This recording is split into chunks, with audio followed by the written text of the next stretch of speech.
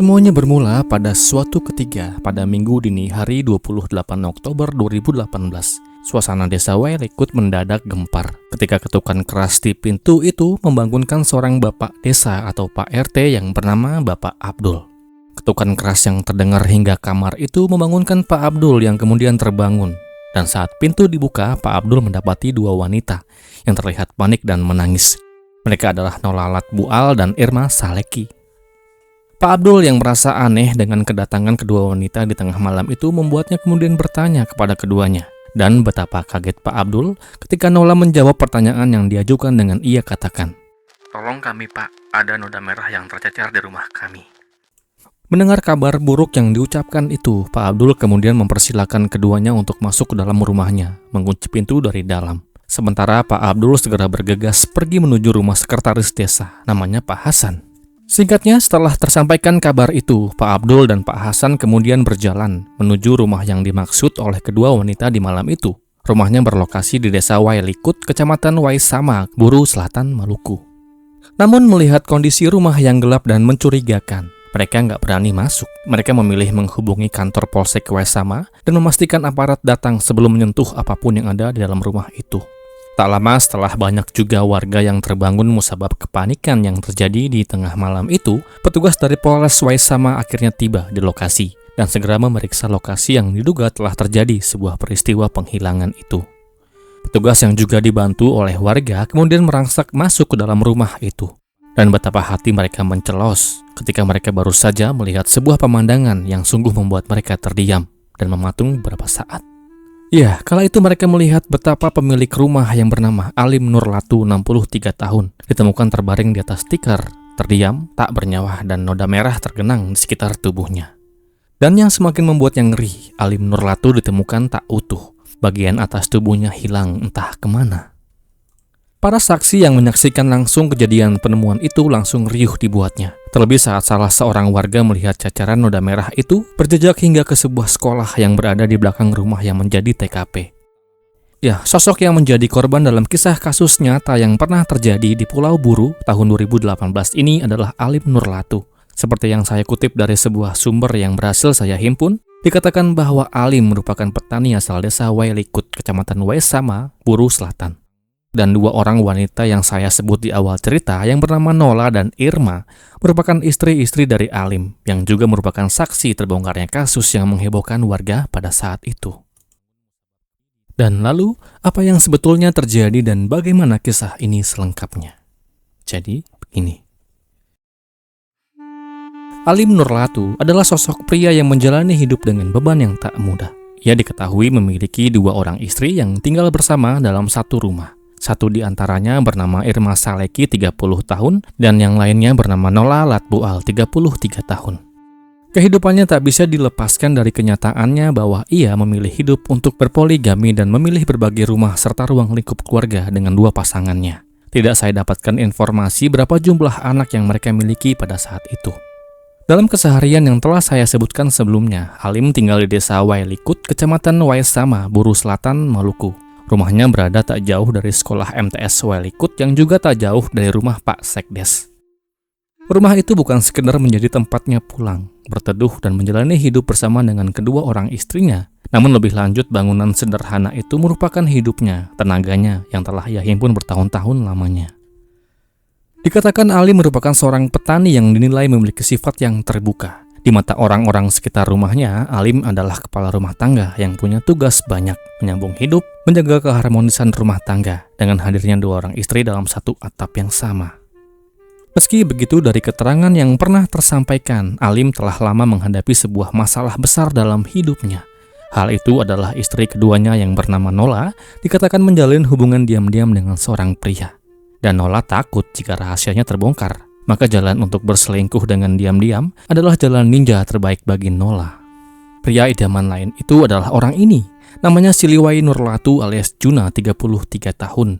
Ia lahir dan besar di wilayah Waipai, Buru Selatan, lokasi yang dekat dengan rumah Nola.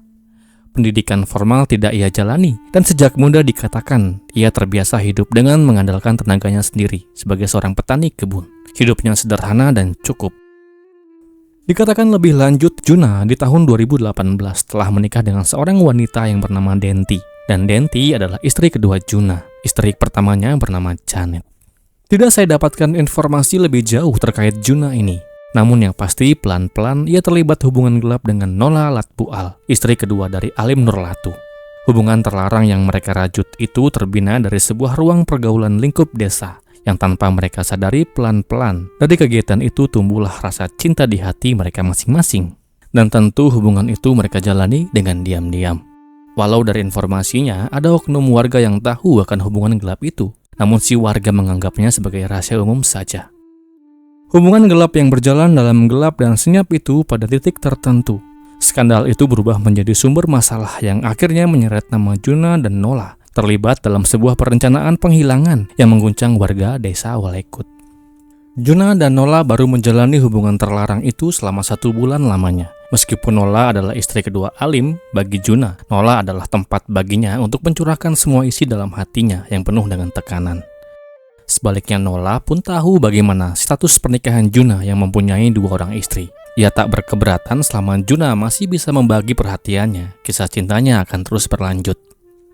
Hubungan itu mereka jaga dengan rapat-rapat. Mereka tahu kalau Alim sampai tahu masalahnya bukan hanya sekedar pertengkaran rumah tangga, namun bisa saja berakhir jauh lebih besar. Terutama dikarenakan mereka tinggal dalam lingkungan kecil di desa Walekut, di mana kabar apapun bisa cepat menyebar.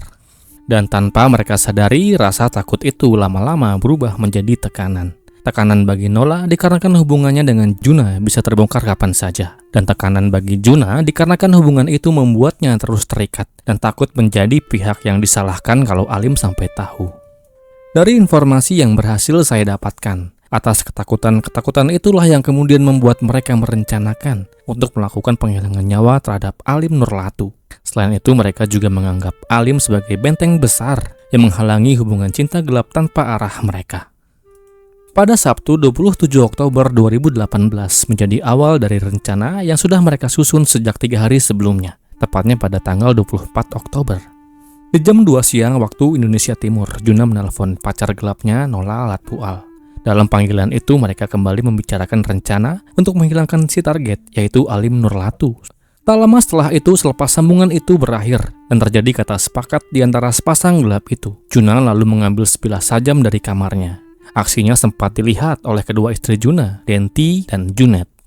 Bersama dengan sajam yang ia bawa, Juna juga membawa 20 kg cengkih, yang dimana cengkih itu akan ia jual ke temannya. Setelah siap, Juna lalu berangkat menuju desa Walekut, kecamatan Wesama, dengan mengendarai sepeda motor miliknya. Menjelang sore jam 6, Juna tiba di rumah temannya yang bernama Lamena, dan di sanalah ia jual semua cengkih-cengkih milik. Singkatnya, setelah ia jual semua hasil kebunnya itu, Juna sengaja nggak pulang langsung ke rumahnya. Alih-alih ia milih untuk bertahan hingga jam 11 malam, guna menjalankan aksi berbahayanya itu sambil ia pastikan kapasitas baterai handphonenya agar tetap terjaga hingga saatnya tiba. Malam itu setelah meninggalkan rumah temannya, Lamena, Juna menuju sebuah sungai yang bernama Sungai El Nemu. Di sana ia parkirkan sepeda motornya dan dengan berjalan kaki ia tempuh jarak 2,5 km menuju belakang gedung MTS Walekut untuk menunggu waktu yang pas.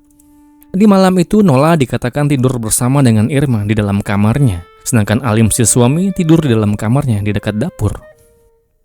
Lalu singkatnya tepat jam 1 dini hari pada Minggu 28 Oktober tahun 2018, Juna lalu menghubungi Nola dari ponselnya. Ia katakan bahwa dirinya telah berada di desa Walekut dan siap menjalankan aksi ngerinya. Juna minta Nola agar membuka jendela dan pintu rumahnya, sebab dengan cara itulah Juna bisa leluasa masuk ke dalam rumah, timbang dia harus membobol pintu lebih dulu.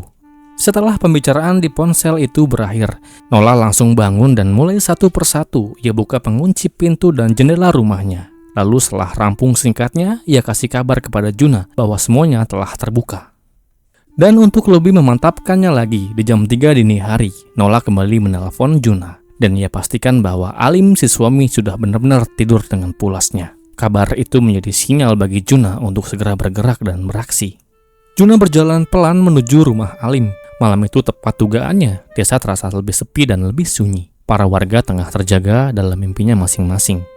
Sesampainya Juna di depan rumah targetnya, Juna sempat mencoba membuka pintu teras, namun dikarenakan pintu itu keras dan mengeluarkan bunyi, ia membatalkan dan beralih masuk lewat jendela yang telah dibuka oleh Nola sebelumnya.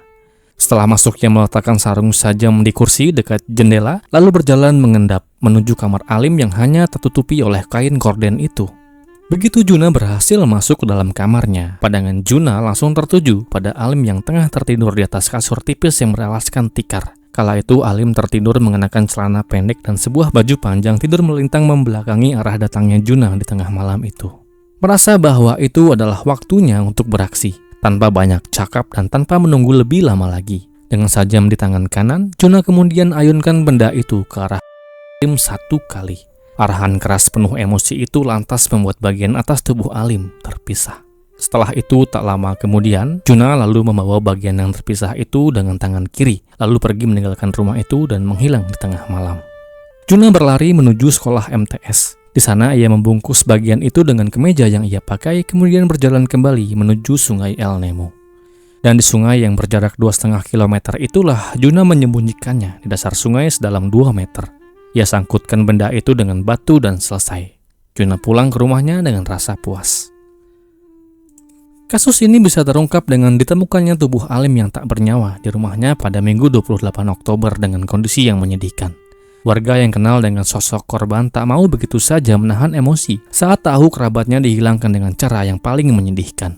Polisi yang dibantu warga sempat mencari-cari di mana pelaku campakkan bagian yang hilang itu. Mereka sama-sama susuri jalan semak-semak berlukar, tempat-tempat pembuangan sampah, namun usaha mereka sia-sia. Tidak sulit bagi petugas untuk tahu siapa dalang dari aksi mengerikan ini, sebab tanda kutip rahasia umum itu diam-diam menjadi kunci tersibaknya kasus ngeri ini.